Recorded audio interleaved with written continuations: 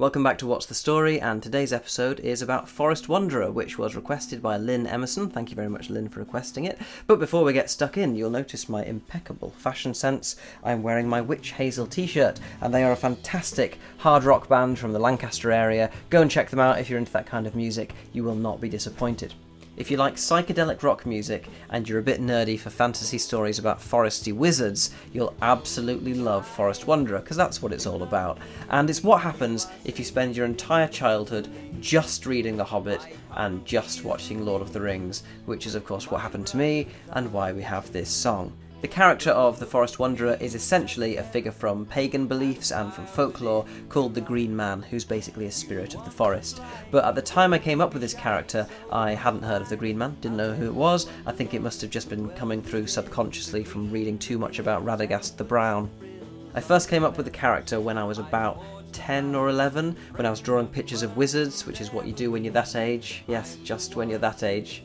So I came up with this forest wizard character, and that character came along with me as I grew older, and then when I got to being 14, 15 years old, then I started writing rock songs, and at that time I was really into very early Queen music, and when you're very into early Queen music and you just read The Hobbit, then the result is these 10, 12 minute epic prog rock fantasy escapades with pianos, electric guitars, organ, drums, strings, all sorts of stuff all over it. I finished writing those songs with my older brother Ben Burnell and my friend Nathan Greaves, and then when we were students and had access to a recording studio where Nathan was studying, then this happened.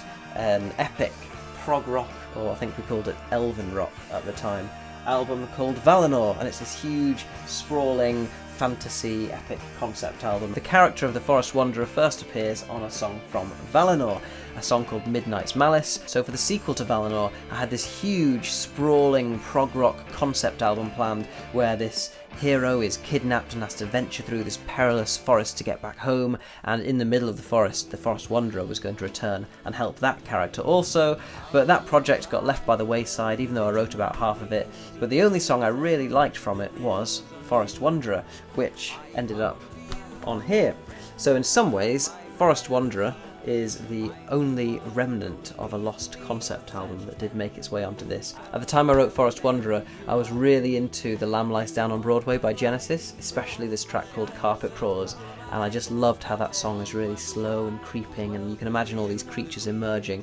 So I was trying to emulate that, this idea of these forest creatures sort of emerging, and then their leader sort of steps forward out of that. Because of the dual vocal thing going throughout, we've not managed to really do it live successfully, but maybe we should have another go at it. Interesting bit of trivia, I actually sing the words wrong on this track. I'm supposed to sing "My roof, the leaves," but I sing it the other way around. I sing "The roof, my leaves," but who cares?